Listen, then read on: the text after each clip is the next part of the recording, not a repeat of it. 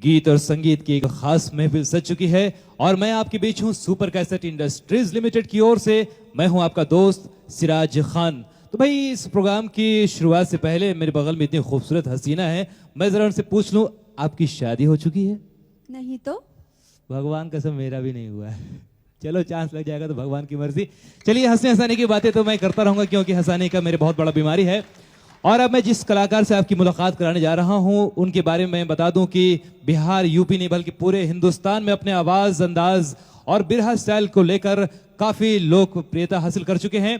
और आज आपके बीच लेकर आ रहे हैं भारतीय लोकगीत बिरहा अंदाज परदेसी बलमुआ। तो भाई उस कलाकार के बारे में बस मैं इतना ही कहना चाहूंगा कि ए वादे शबा कुछ तू ही बता, मेहमान जो आने वाले हैं। ए वादे शबा कुछ तू ही बता, मेहमान जो आने वाले हैं। कलिया न बिछाना राहों में क्योंकि हम सभी पलके बिछाने वाले हैं। जोरदार तालियों के साथ स्वागत कीजिए। हम सब के बीच तशरीफ फरमा रहे हैं ओम प्रकाश यादव जी। जोरदार तालियां आपकी ओर से। इस खास महफिल में चार चांद लगाने के लिए ओम प्रकाश जी, साथ में डॉली जी और सोनम जी स्टेज पे, यहाँ मेगा जी तशरीफ पहले से हैं। इस खास अंदाज को आप तक पहुंचा रहे हैं टी सीरीज वीसीडी के माध्यम से। देखते हैं मस्ती भरा ये अंदाज।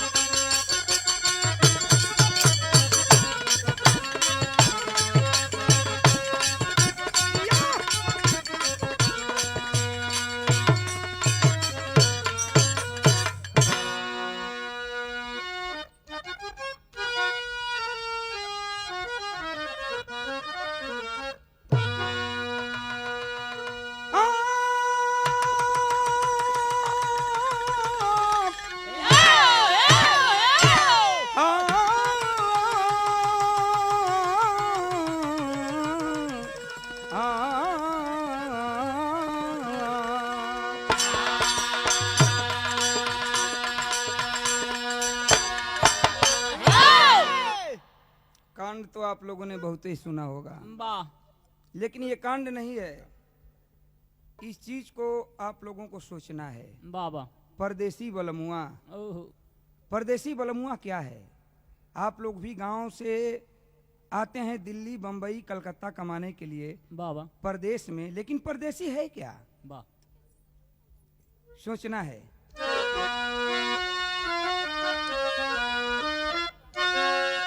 सावन बरसता सलिन शौक से, खिली बाटिका प्यार का ले तराना। हर लताओं में कलियां निखर जाएगी, मधुकर चुमेंगे अब क्या है फसाना। तीर छोड़ा पवन उठ गई एक तूफान, मिट्टी उद्यान सपनों के संसार में। बंबई नगरिया में कब तक से रहियो, आई हो अब की सवनवा के विसार में।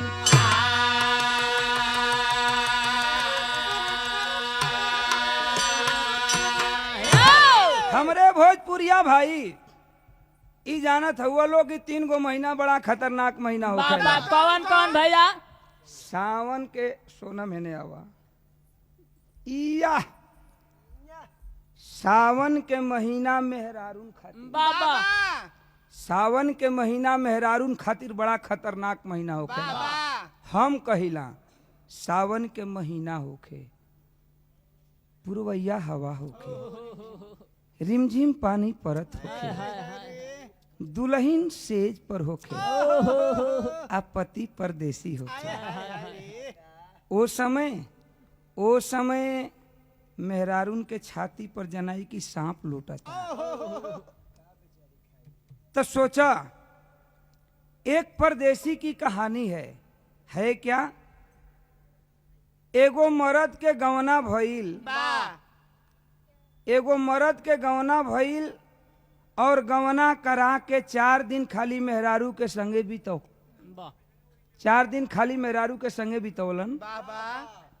5वां दिन उ चल गलन बम्बई कमाए। और जब बम्बई कमाए वो चला गया मर्द, तो जब सावन का महीना आया तो जो उसकी दुल्हन है सोनम, वो पत्र लिखती है, चिट्ठी में लिखती है कि सैया सावन के महीना आ गई, घरवा अइब तो झुलुहा के झुलाई होई या कजरी के गवाई होई। लेकिन पत्र में लिखलस का, चिट्ठी में लिखलस का, यहाँ हुए तरज बा, का गीत बा,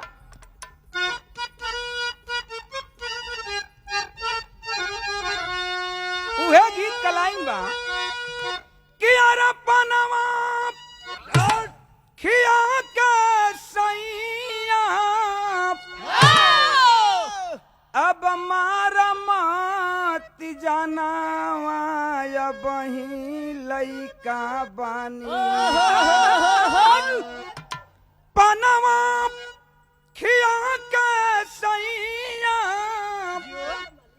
मारा मत जनावा बही लइका बानी। छुआला पे हो जाई खराब बही लइका बानी।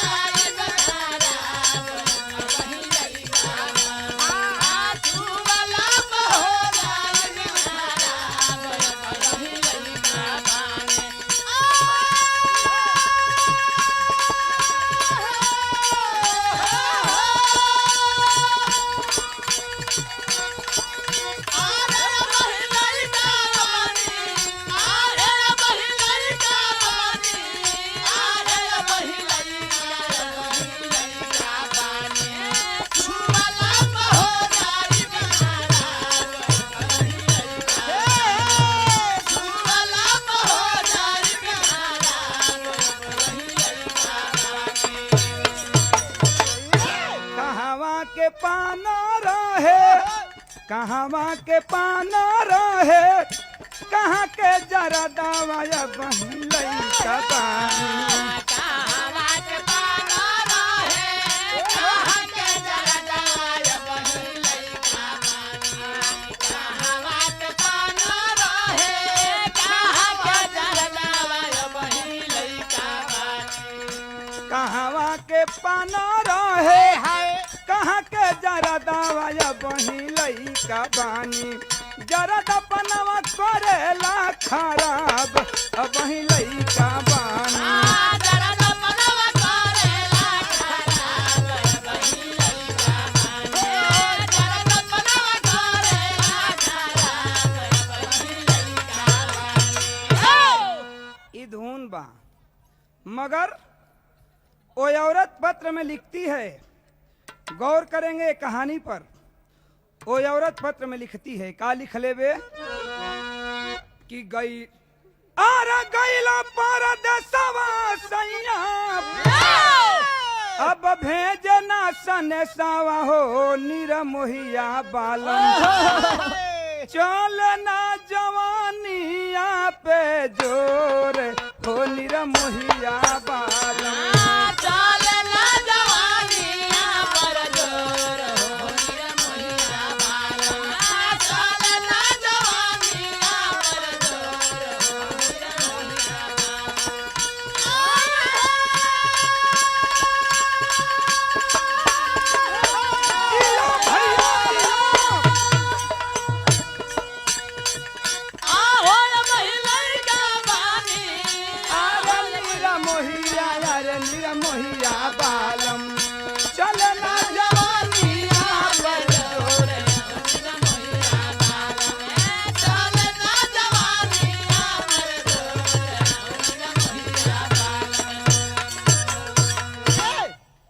मेहरारू चिट्ठी में लिख ले बे कि सैया अगर सावन के महीना में अइब वाह वाह त झुलुहा के झुलाई होई आ कजरी के गवाई होई। वाह। लेकिन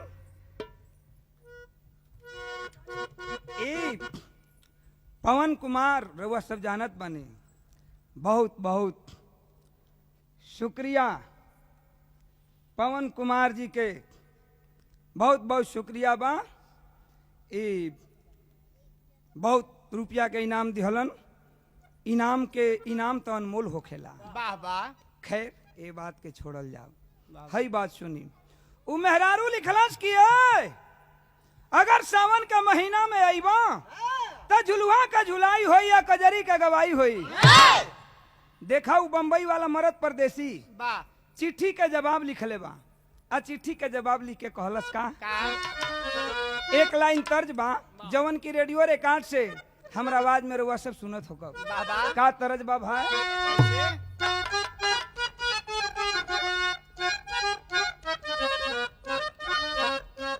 ओए होए होए होए, एगो मेहरारू अपना मरद से कहत बे, सोनम जी का कहत बे कि हरवा और पहला ले बधरिया वरिया जाए सैया बलमा पियावा मत जा विदेशवा तू देशवे कमा। मत जा देशवे कमा, मत जा विदेशवा तू।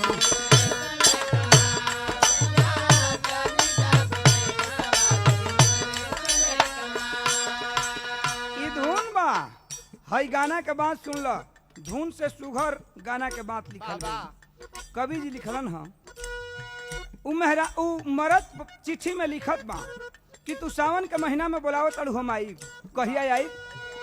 सावन महीनावा मैं आई भी गोरिया तोहरे तोहरे तोहरे सुख के सपनवा मिटैबे गोरिया तोहरे सुख के सपनवा मिटैबे गोरिया तोहरे सुख के सपनवा मिटैबे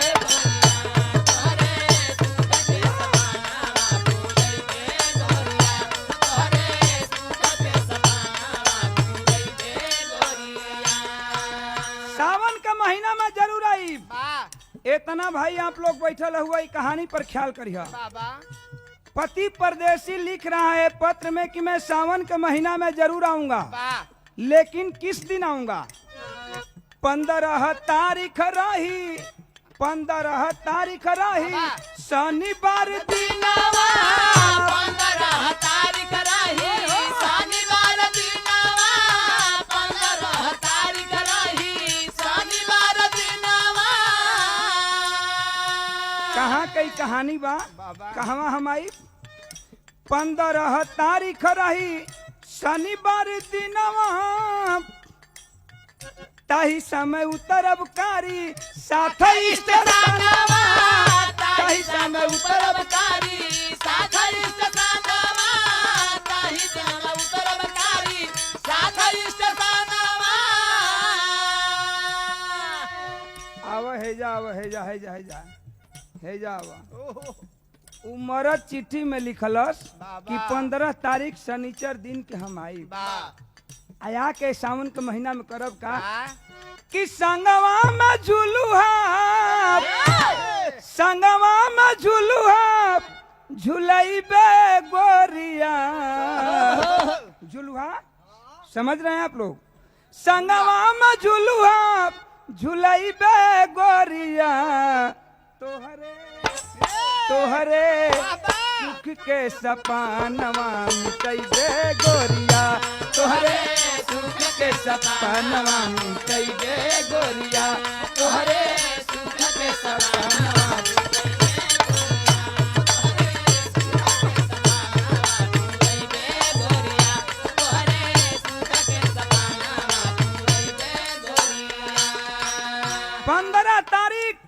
कहानी पर गौर हो, सभी लोग लोग परदेसी हैं, 15 तारीख शनिचर दिन को अगर जो बिहारी भाई होंगे मुगल सराय से आगे बढ़ते होंगे बक्सर स्टेशन, वाह वाह बक्सर से आरा, और आरा से एक स्टेशन पहले कारी साहब वाह स्टेशन पड़ता है। वो परदेसी कहता है कि मैं कारी साथ स्टेशन पर उतरूंगा वाह और कारी साथ स्टेशन पर तुम 15 तारीख शनिचर दिन को याद रखना। वाह अपनी दुल्हन को पत्र लिख रहा है। आज जो पत्र लिखा है वो अपनी दुल्हन को, तहेतना परदेसी भाई बड़ा केहू मेहरारू लेके जे ना आइल होई एजा, त जहिया मेहरारून के अगर परदेसी चिट्ठी लिख दिहन कि फलाना तारीख के हम जात बानी ओई जा आवत आनी घरे, तो मेहरारू एड़ी उठा के चहुए पर चली, चहुए पर चली कि आज हमार मरद आवत है। हाँ सही बात बा ना। अब उ मेहरारू शनिचर दिन 15 तारीख के कैलस का बाबू कहल गई,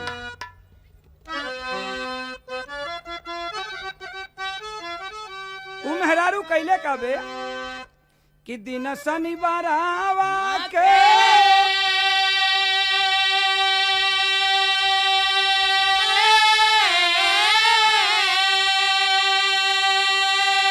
अरे कोई का सिंगारावा से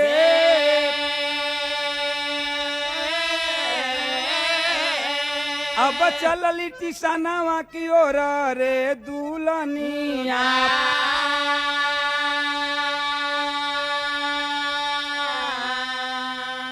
यहीं से कहानी मोड़ लेती है क्या कि दिन सारा बीती गईले, गौर करेंगे आप लोग कि दिन सारा बीती गईले नहीं परदेसी आइले।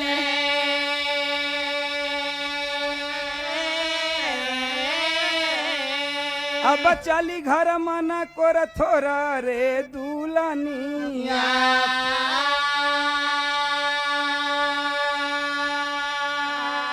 एक बंबई से ट्रेन खुलती है कुर्ला पटना एक्सप्रेस, कुर्ला पटना एक्सप्रेस एक बंबई से ट्रेन खुलती है। तो वो लिख दिया आदमी, वो परदेसी लिख दिया कि मैं कुर्ला पटना से आ रहा हूं, वाह वाह जबकि कुर्ला पटना का ठीक 7:45 पर कारी साथ स्टेशन पर उसका टाइम है। वाह वो लिख दिया। अब उस शनिचर दिन 15 तारीख के मेहरारू है भैया पूरा शौक सिंगार कोई के जनलू हो सोनम ए वो पूरा शौक सिंगार कोई के आ एकदम समझ ल न कि चौचक रूप बनौले बे कि आज हमार मरद आवे आला बा। आ एकदम कारी साथ स्टेशन पर सवेरे में 7 बजे पहुंची तो गई। सारा दिन इंतजार में बीत गया लेकिन उसका पति परदेसी नहीं आया। सांझ हो गया, सूर्यास्त होने लगा। आज जब ना परदेसी आई तब तो वो औरत के मन धूमिल हो गई, शौक श्रृंगार सब धूमिल हो गया। और कारी साथ स्टेशन के बगल में एक छोटा सा गांव बीबीगंज गांव है, उसी गांव की ओर रहने वाली औरत थी। वो चल पड़ी बीबीगंज गांव की ओर कि अब मेरा पति परदेसी नहीं आएगा। और जब बीबीगंज गांव की ओर चल देती है तब अचानक हुआ क्या,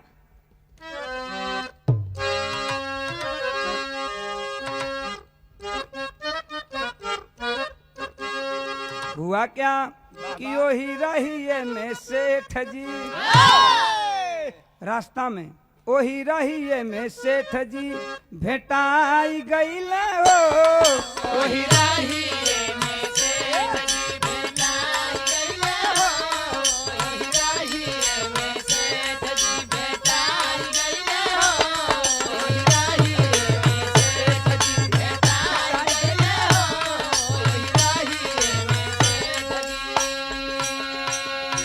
सेठ जी वही गांव बीबीगंज गांव का रहे वाला। आप लोग गौर करब, वही बीबीगंज गांव का सेठ जी रहे वाला रहलन। कैलन का चेहरा पे जियारा, चेहरा पे जियारा लुभाए गईल रे। वही रही में सेठ जी भेटाई गईल है।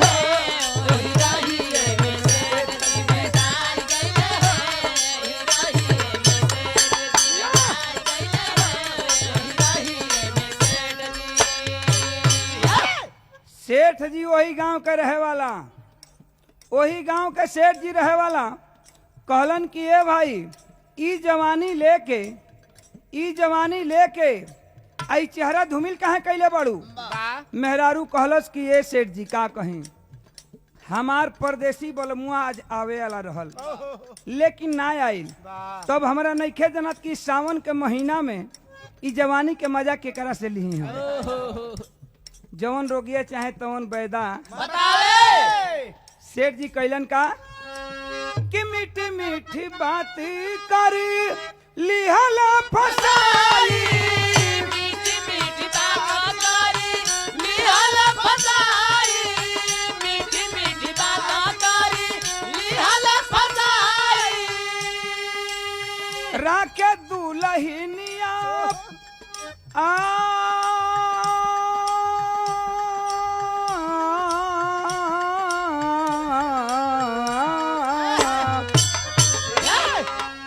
राखे दुलहिनिया को घर वाली आई, राखे दुल्हनिया के घर वाली आई, राखे दुल्हनिया के घर वाली आई।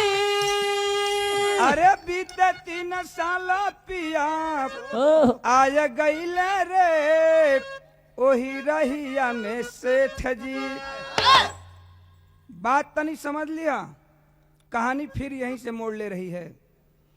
ओ रास्ते में बीच में सेठ जी मिलन, कहलन मेहरारू से कि इतना सबक सिंगार कई के आई चेहरा धूमिल काहे बा।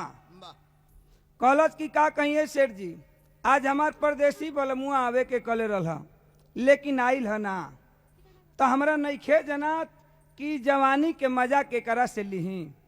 सेठ जी कहलन कि सुना, तहार जब परदेसी बलमुआ ना आइल तो इस सावन के महीना में जवानी के मजा हमरा से ले लो।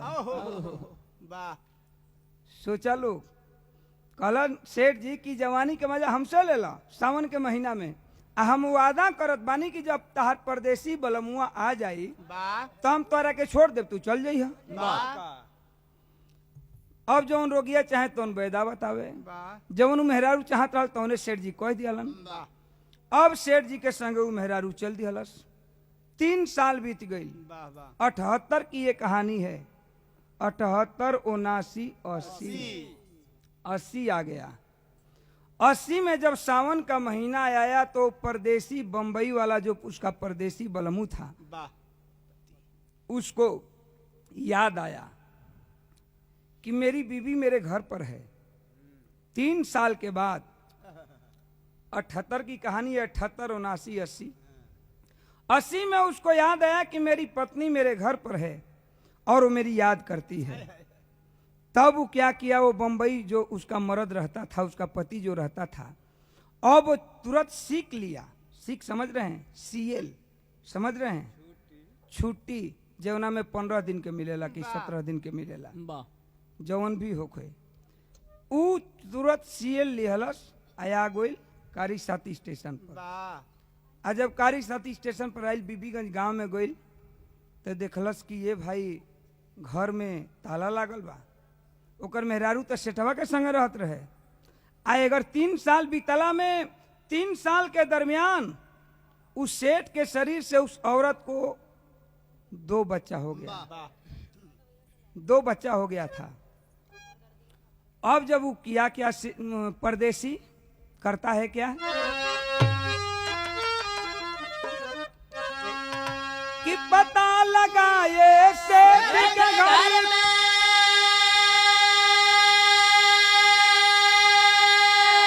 अरे रहती मेरी नार, जाकर देखा बीबी के संग खेलत 2 कुमार।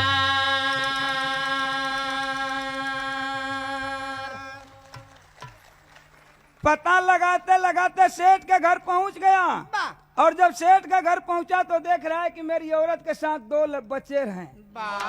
2 बच्चे हैं। दूसरा का गया है, जाकर कहता है कि डांट कर बोला कि ये तुमको यहाँ लड़के खिलाने की ड्यूटी मिली है, औरत बहुत मार्मिक जवाब देती है, कहती है कि सुनो। औरत जवाब दे रही है, छायावाद में यहां से कहानी मिलेगी लेकिन भाव स्पष्ट होता जाएगा। क्या कहती है? फिल्म का नाम धूल और फूल। एक लाइन तर्ज है। सोनम जी, क्या तर्ज है?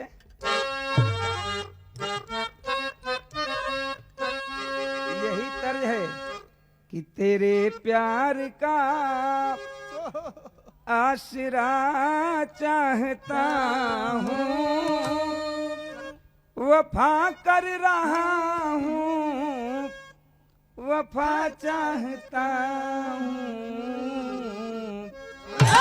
मगर रामदेव उस्ताद मर गए लेकिन एक बात लिखे थे, एक बात कहते थे कि बिरहा 3 तरह के होला, बालू पर लकीर, पानी पर लकीर और पत्थर पर लकीर। बालू पर लकीर धुन तराना होला, बालू पर लकीर हवा के झोंका आई खत्म हो जाए। पानी पर लकीर धुन तराना होला छीनरी भौजी, सुनबा लोग भुला जीवा। लेकिन पत्थर पर लकीर बिरहा की लाइन होती है।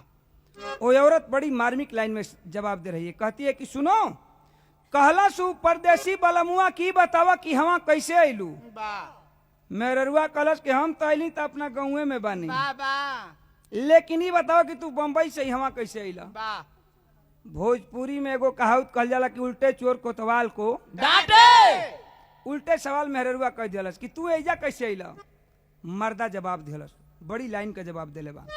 का दिलस कि सलब सो गया था। पढ़े लिखे सज्जन जरा गौर करेंगे इस लाइन को। सलब सो गया था, सलब माने फतिंगा, सलब सो गया था समाने जलाई। समा मतलब दिया, समा मतलब दिया, सलब मतलब फतिंगा। ई मतलब कहे कि वो अपना के प्रमाण दिया फतिंगा के, आ मेहरुआ के प्रमाण दिलस दिया के। कहलस कि जब ई दिया जलल ह तो समा फतिंगा, समा जब ई दिया जलल ह तो पतंगे फतिंगा तोहरा पास आइल ह। का कहलस कि सलब सो गया था, फतिंगा सुता रहा लेकिन जब दिया के याद आइल तो तारा लगे आइल कि सलब सो गया था समाने जगाई। यहाँ से वहाँ तक मुझे खींच लाई। सलब सो गया था समाने जगाई, यहाँ से वहाँ तक मुझे खींच लाई। सलब सो गया था समाने जगाई, यहाँ से वहाँ तक मुझे खींच लाई। सलब सो गया था समाने जगाई, यहाँ से वहाँ तक मुझे खींच लाई। सलब सो गया था। ई फतिंगा सूत गई रहा लेकिन जब दिया के याद आइल तो तोहरा लगे आइल। फतिंगा के प्रमाण दिहलस सपना से, आ दिया के याद दिहलस ओ मेहरुआ से। तब मेहरुआ कहलक कि सुनो, तू तो ये तरह अइल। उ मेहरुआ बतावते कि तू तो ये तरह अइल लेकिन हम कैसे अइली। मुहब्बत का शोला शिकारी बना तो, मोहब्बत के शोला शिकारी बना तो, मोहब्बत के शोला शिकारी बना तो। अरे विवश हो बलमू से यहाँ मैं हूँ आई। कहलस कि जब प्यार में हमनी के हम चिट्ठी दिहली आ तू ना अइला तो हम समझ गए कि हमारा प्यार में आग लग गई। तब हम मजबूर होके सावन के महीना में जवानी के मजा लेवे खातिर अइली, ए सेठ के सहारा लिहली। देखें वो परदेसी क्या है। परदेसिया कहलस कि कोनो हमका इतराज नहीं खे। जलेगी समा तो, जलेगी समा तो पतंगे जलेंगे। जलेगी समा तो, अरे दिया जली तो फतिंगा जलबे करी। जलेगी समा तो पतंगे जलेंगे। जलेगी समा तो पतंगे जलेंगे। झूमेगी बसंती तो सुमन भी खिलेंगे। कहलस कि जब दिया जली तब फतिंगा जलवे करी। आ जब सावन झूम के आई, समझ लू हो, ओए होए होए होए, जब सावन झूम के आई तब फूल खिलबे करी। फूल के प्रमाण दिहलस उ परदेसिया दोनों लइकवन से। देखे वो परदेसी कैसा है, दूसरे मर्द से 2 बेटा हुआ है, लेकिन वो कह रहा है क्या कि चलो प्यारी घर पर ललन को लियाई, चलो प्यारी घर पर ललन को लियाई, वहां से यहाँ तक मुझे खींच लाई, चलो प्यारी घर पर ललन को लियाई, वहां से यहाँ तक मुझे खींच लाई।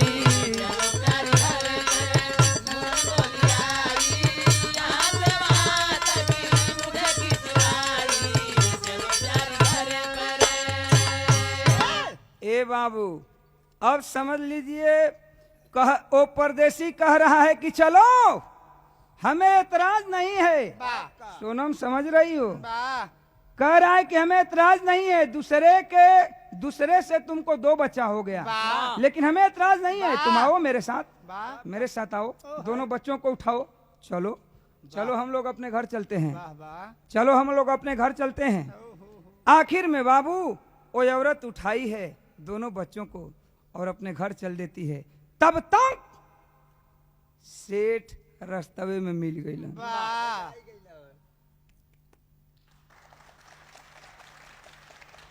सेठ रास्ते में मिल गया, उधर से सेठ आ रहा था, इधर से ये अपनी दोनों बच्चों को लेकर जा रहा था अपनी बीवी के साथ। सेठ बोला कि सेठ बोला डांट करके, क्या हमने तुमसे वादा किया था, क्या वादा किया था कि तुम्हारा जब पति आएगा तो तुम अपने पति के साथ चली जाना, लेकिन हमसे जो पैदा होगा वो लेकर मत जाना, तुहारना ये मेरा वादा था। ओ सोनम सुनो इधर, हमने तुमसे वादा किया था। अरे भाई, हमने तुमसे वादा किया था, हमने तुमसे वादा किया था कि तुम्हारा जब पति आएगा तो तुम चली जाना, लेकिन हमसे जो पैदा होगा उसको लेकर मत जाना भैया, ये मेरा वादा है। औरत बोली कि हाँ ठीक है, ये आपने वादा किया था। सेठ बोला कि ये मेरे दोनों बच्चे हैं, ये मेरे हैं। परदेसी बोला कि ये सुनो, अरे भाई सुनो, बोला कि सुनो, इसने वादा किया था कि मेरे बच्चे के लोग लेकर मत जाना, तो ठीक है, मैं बंबई में 3 बरस रहा हूँ, जितनी दौलत कमाया है वो सारी दौलत में आग लगा दूंगा, सारी रोट जल कर राख हो जाएगी, लेकिन दोनों बच्चों को मैं नहीं छोड़ूंगा। कौन बोला? परदेसी बोला कि दोनों बच्चों को मैं नहीं छोड़ूंगा। अपनी औरत से बोला, बीबी से, कि चलो सुबह होते ही अदालत का सहारा लेकर मैं दोनों बच्चों को घर लाऊंगा। दोनों बच्चों को छोड़कर दोनों पति पत्नी चले गए, चले गए दोनों मेहरारू मर्द। आज सवेरे में जाके पटना, बिहार में पटना अदालत में केस दायर हो गया। जज बैठे हैं, जज साहब बैठे हैं, पूरी पब्लिक बैठी है कि क्या जज साहब सुनाएंगे फैसला। जज साहब बोले कि सबसे पहले इस परदेसी का बयान होगा कि ये परदेसी केस दायर किया है, इसका बयान क्या है। परदेसी बोला कि कटघरा में खड़ा है, और परदेसी हाथ जोड़कर बोला कि जज साहब, माई बाबू, तू ही माई बाबू बड़ा, हमार फैसला इहे बा, हमार बयान इहे बा। जज साहब बोले कि परदेसी बयान दो। परदेसी बयान दे रहा है, क्या?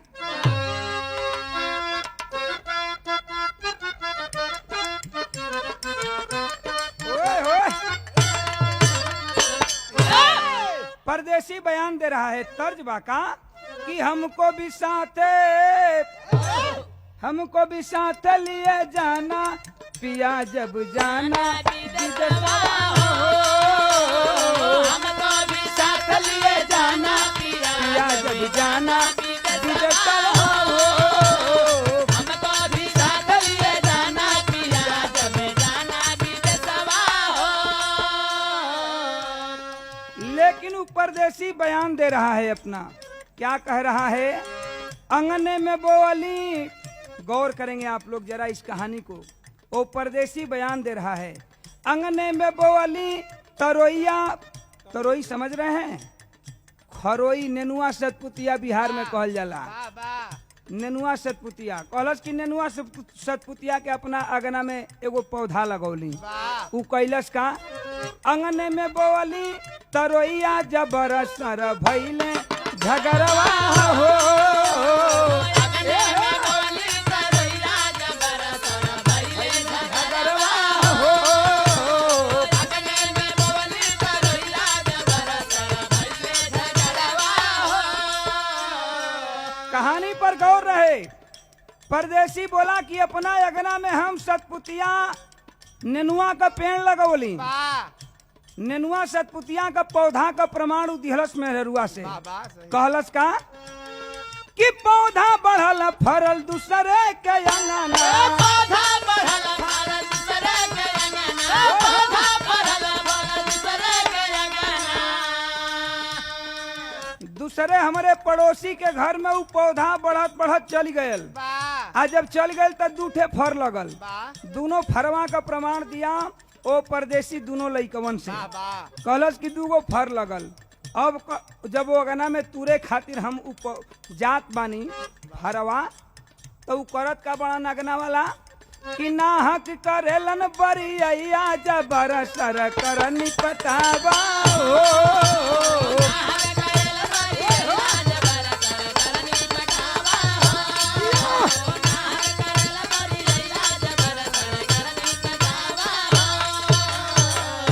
कहलन की सुनो, कहला सुपरदेश की सुना। ऊ जज साहेब जब हम अगना में तूरे खातिर जात बनी दोनों फरवा, तो ऊ अगना वाला कहत बनन, का अगना वाला कहत बनन कि मेरे अंगने में तुम्हारा क्या काम है। मेरे अंगने में तुम्हारा क्या काम है। मेरे अंगने में तुम्हारा क्या काम है। मेरे अंगने में कहलस परदसिया के जज साहेब हमहू जवाब दिहली। का जवाब दिहली? तेरे अंगने में हमारा बड़ा काम है। तेरे अंगने में हमारा बड़ा काम है। हमारा बड़ा काम है। कहलन जज साहब की तुहार बयान भयल। परदेसिया कहलस कि हाँ जज साहब निपटावे के चाही कि वो दोनों फरवा के कर भइल। हमार भइला कि वो पड़ोसी वाला का भइल। कलन की बस तुम्हारा बयान हो गया। अब उस औरत का बयान लेना है। औरतिया आइल बे कटघरा में खड़ी बे। कलश किए जज साहब माई बाबू हमारी है बयान बा। कवन बयान बाटे?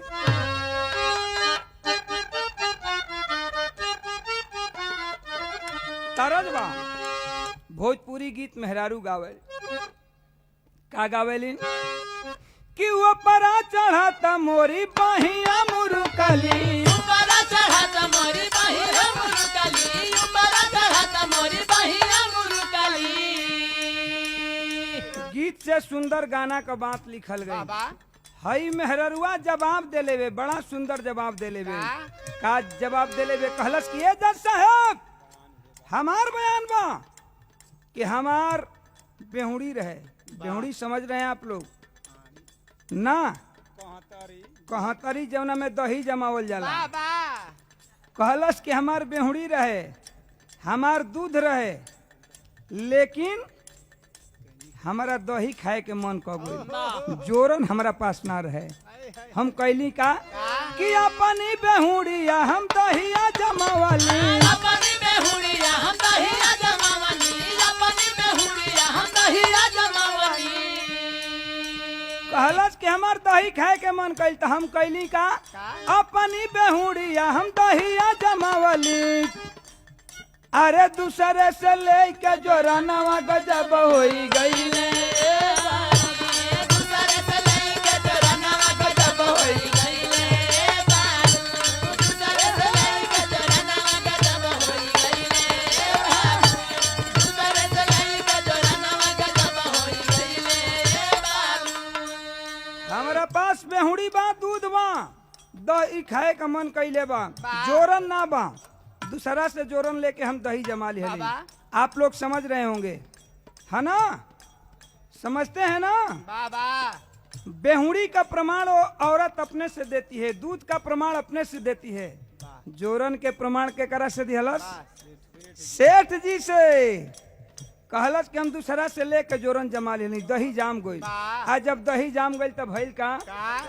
कि दहिया का माही हम घिउआ निकलली दहिया के माही हम घिउवा निकालनी दहिया के माही हम घिउवा निकालनी अरे दहिया का माही हम घिउआ निकलली मांग लागल या के पाई मनवा गजब होई गईले ये बाबू मांगे लागल आके पाई मनवा गजब होई गईले ये बाबू मांगे लागल के भाई मनवा गजब होई गईले मांगे लागल के भाई मनवा गजब होई गईले बाबू हे कहला सोरतिया की ए जज साहेब ए जज साहेब हमार बेहुड़ी बा हमार दूध बा हमारा दही खाए का मन कल जोरन दूसरा से लेकर दही जमा लिए तई बतावा कि अब जोरनवा जौन देले बा कहता कि घिउआ हमार भइल दही के मई के घिउ निकाल दिली तई बतावा कि घिउआ केकर भइल हमार भइल आ कि जोरनवा ला के भइल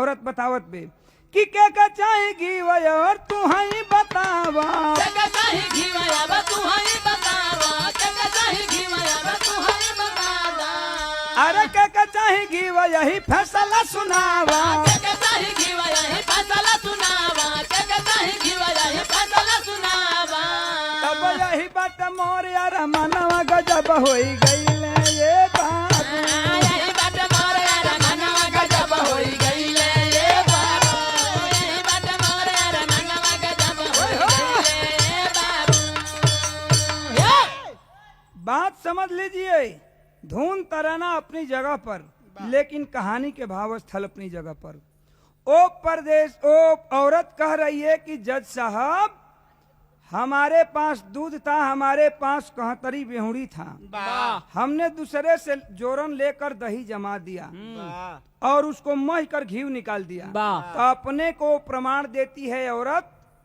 दूध और बेहुड़ी से और जोरन का प्रमाण किससे देती है आप लोग समझ गए होंगे सेठ से कहती है कि उसको मह कर हमने घी निकाल दिया तो ये बताइए जज साहब कि अब वो जो जोरन दिया है वो कह रहा है कि घी मेरा है तो आखिर वो घी किसका है मेरा है आखिर वो जोरन वाला का है इसका तो प्रमाण हो गया अब प्रमाण सेठ जी का रहा बयान जज साहब बोले कि दो आदमी का बयान हो गया अब सेठ का बयान रहा सेठ आओ कटघरे में तुम अपना बयान सुनाओ बाबा सेठ जाता है हाथ जोड़ करके बोलता है कि साहब मेरा बयान यही है क्या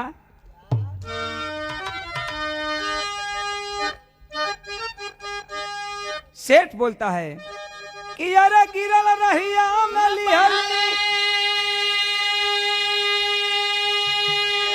गौर करेंगे कहानी के अंदर यही मार्मिक चीज है पूरी कहानी का निचोड़ है सेठ बोल रहा है कि मेरा बयान है जज साहब कि गिरल रहिया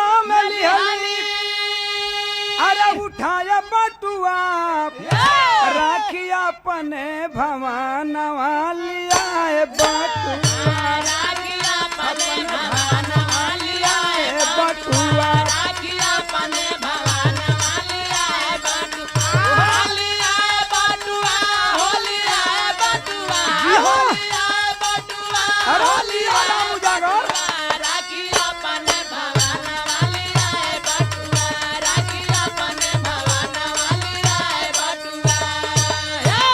बड़ी ऊंची आवाज में सेठ बोला है कि ये जज साहब हमने कारी साथ स्टेशन से एक रोज आ रहा था, बीच में बट्टू पा गया। बट्टू समझ रहे हैं आप लोग, जिसको इंग्लिश में मनी बैग कहा जाता है।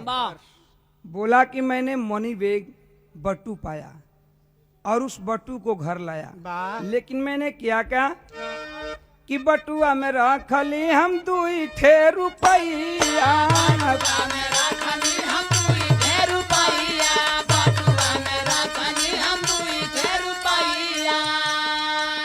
उ बट्टू के सेठ जी प्रमाण दिहलन ओ मेहररुआ से, आ 2 रुपया के प्रमाण ओ दोनों लइकवन से दिहलन।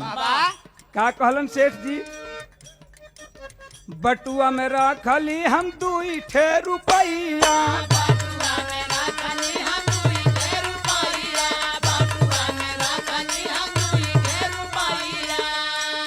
आ तबले मांगे लागल या के बटुआला भैया।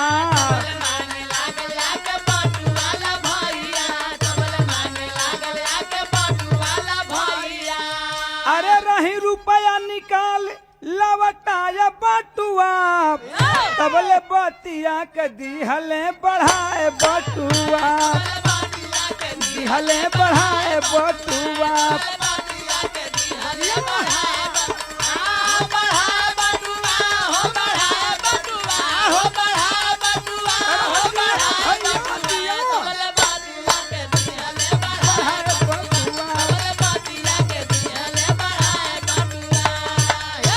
तनी बात समझ ला लोग, एकदम कहानी शीशा जैसन समझ में आ जाई।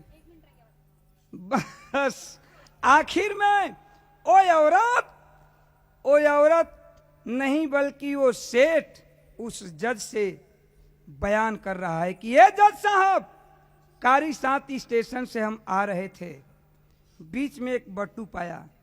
बट्टू के प्रमाण दिहलन ओ दुल्हन से, कहलन कि बटुआ के हम घरे ले ली, आ वो बटुआ में 2 रुपया डाल दिहले। 2 रुपया के प्रमाण समझत हुआ लोग, दोनों लइकवन से कहलन कि 2 रुपया डाल दिया। और कुछ दिन बीता, तब तक वो बट्टू वाला साथी चला आया। और जब बट्टू वाला साथी चला आया तो अपना वो बटुआ मांगने लगा। हमने जो 2 रुपया डाला था वो 2 रुपया निकाल लिया। क्या बात है, हाँ? वो कह रहा है कि जो मैंने 2 रुपया डाला था वो 2 रुपया निकाल लिया, उसका बट्टू हमने दे दिया। तो उसका जब बट्टू दे दिया तो अब वो कह रहा है कि भाई इस बट्टू में 2 रुपए थे, तो दोनों रुपए मेरे भी हैं, मेरे ही हैं। जज साहब, माई बाबू सरकार आपे हैं, फैसला किया जाए कि वो दोनों रुपए किसके हैं, हमारे हैं या बट्टू वाला साथी के हैं। जज साहब के दिमागवे चकरा गए, जज साहब का दिमाग चकरा गया। 80 की बात है, 80 में जज साहब ने अदालत उस दिन स्थगित कर दिया। दिमाग काम नहीं कर रहा था। अदालत वो तो जानते नहीं थे, वो का जाना था कि मेहरा लड़का के झगड़ा बा, वो तो जाना था कि अरे भाई तीनों के बयान तो 3 लाख के हो गई, अब हम करें का। अदालत स्थगित कर दिए, बोले कि ठीक है, आज अदालत स्थगित कर दी जाएगी।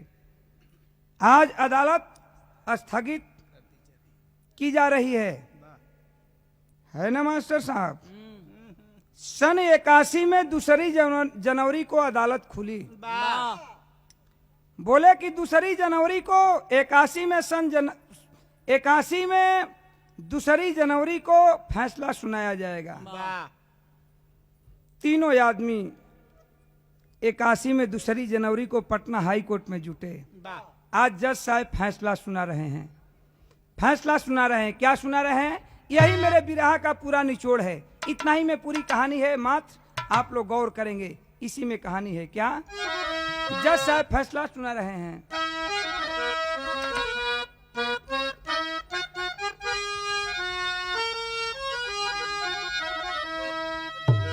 कहा गया कि जो रुजुआ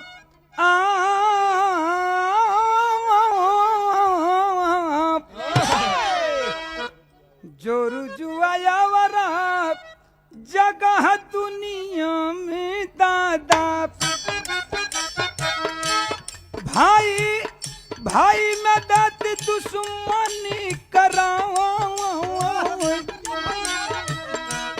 जज साहब बतला रहे हैं, शिवपुरी जी ध्यान से सुनिएगा। जज साहब क्या बतला रहे हैं कि जेकर जमीन दुनिया में होला ये भैया, जेकर जमीन दुनिया में होला ये भैया, अरे वो करा पे होला अधिकारों के भाई, वही फल खाने का सादा है अधिकारी बाबू, वही फल खाने का सादा है अधिकारी बाबू।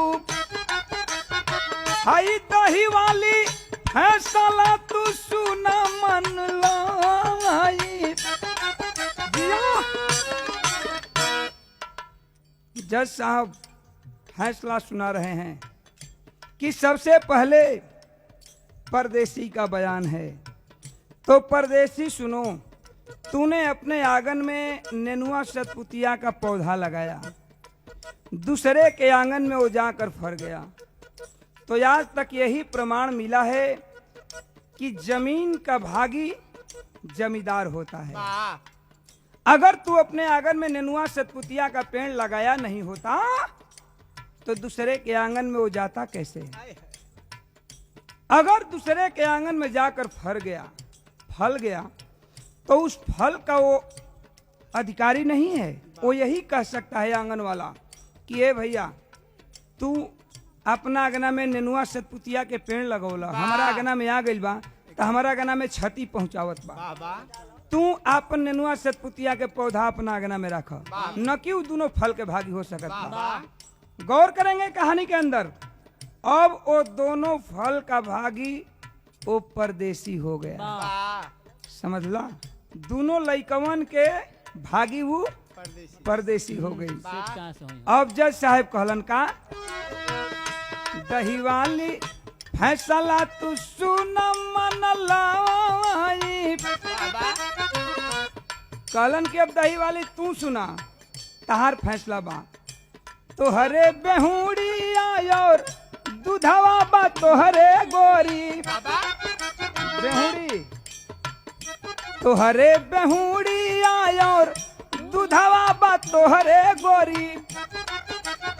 अरे निरसा जोरा नवा के डललू रलियो, तोहरे बेहुड़ी बा तोहरे दूध बा, तोहरे बेहुड़ी बा आ तोहरे दूध बा। जोरन दूसरा के ले के डाल दिहलू।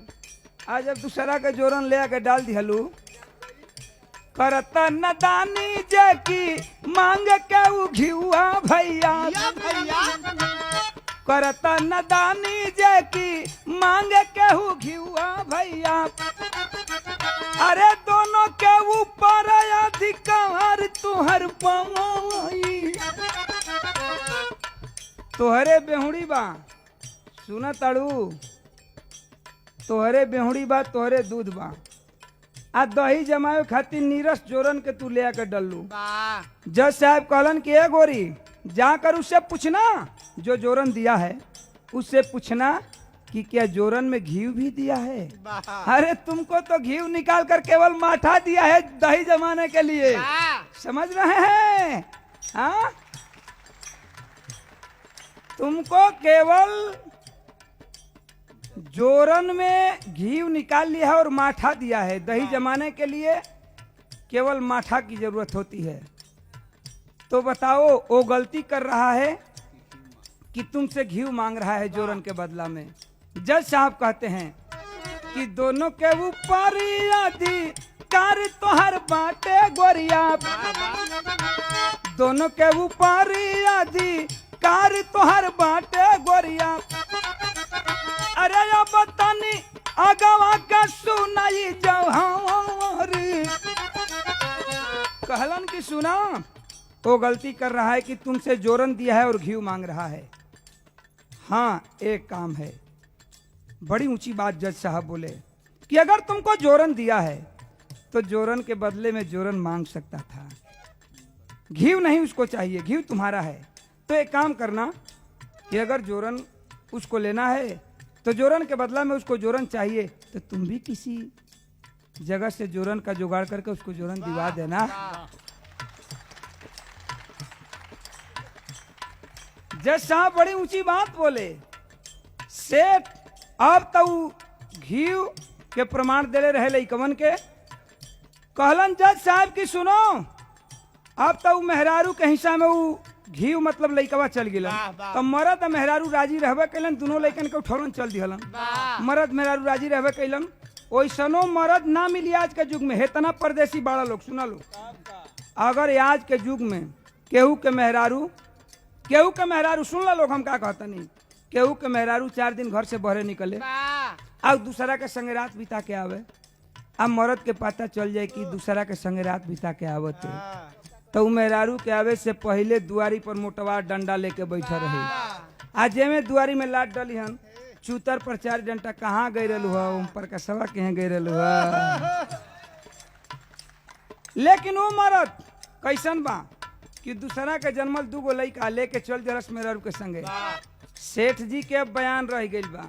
जज साहब कहलन कि ये सेठ जी तू तो अपन बयानवे गलती लिखवा देले बड़ा यार। कहलन कि का, तब जज साहब कैलन का कि कैला नदानी भारी सेठ रहिया में दादा, कैला नदानी भारी सेठ रहिया में दादा, अरे गिरलिया दिल्ली हाला तू बटुआ रे उठावाई, बिना अधिकार के तू नोट रखी दिहला बाबू, बिना अधिकार के तू नोट रखी दिहला बाबू, अरे दोनों के ऊपर अधिकार तो हर पाई। जज साहब कहलन कि ए सेठ जी तू था यार बयानवे गलती लिखवा दिया, ऐसे कि तू कारी साथ स्टेशन से आ रहा था, बीच में बट्टू गिरा था, तूने पा लिया, कोई बात नहीं थी, उसको उठा लिया, कोई बात नहीं थी। लेकिन जब ले करके घर आया तो गांव में जब आया अपनी घर पर, तो कम से कम जो गांव के मुखिया थे, प्रधान थे, जो मानिंद आदमी थे, उनसे तुमको जनाना चाहिए था कि हाँ भाई हम बीच में एक बट्टू पाए हैं। तो तू सोचला ना बुझला, लपे दे 2 रुपया डाल दिहला, लपे दे 2 रुपया डाल दिहला, तब तक जेकरे बट्टू तू पैबा लपे दे 2 रुपया डाल दे बा। कहलन कि सुनो तूने गलत किया, तूने प्रधान मुखिया को जनाना चाहिए था कि हाँ भैया हम बीच में बट्टू पाए हैं और किसी का होगा प्रधान जी या मुखिया जी तो उसको बता देना, वो अपना बट्टू वाला साथी लेकर जाएगा। पहली गलती तूने किया कि नहीं बताया किसी से। दूसरी बात, अगर वो बट्टू वाला साथी आ गया और तुमसे बट्टू मांग रहा है, अरे यार तो तुम अगर पहले ही उस दोनों रुपये को घर में ही निकाल लिया होता तो बट्टू वाला क्या जानता था कि एक में 2 रुपया रहा कि 4 रुपया रहा कि ना रहा, तो क्या जानी, तब तू ओकरा समन्वय तुम उसके सामने दोनों रुपए निकालने लगा, तब तो कहेगा ही कि भाई बट्टू मेरा है, इसमें 2 रुपए मेरे थे। तो उस सेठ जी पर चोरी का इल्जाम लग गया। जज साहब बोला कि सेठ तुम चोरी किया है, तूने क्यों नहीं सबको जनाया? लपे दे जेही का रुपया, जेही का बटुआ पैबा वही में 2 रुपया डाल देबा। हाँ, तब आखिर में भाई वो दोनों लड़के परदेसी के जिम्मे हो गए और वो परदेसी लेकर के दोनों बच्चों को अपनी बीबी को चल पड़ा। सेठ जी पर चोरी के इल्जाम लगल।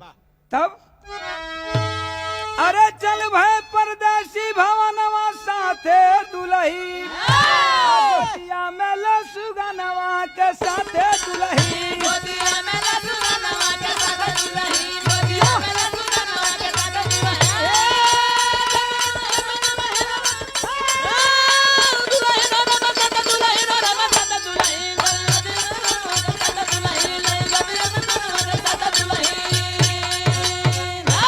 आखिर में वो परदेसी चल पड़ा, लेकिन वो परदेसी प्रण किया कि आज से 2 पैसा कमाई लेकिन परिवार के साथे रहब, बम्बई दिल्ली कलकत्ता ना कमाए जाई, अपना मेहरारू के लड़का के संगे रहब, बम्बई दिल्ली कलकत्ता ना कमाए जाई।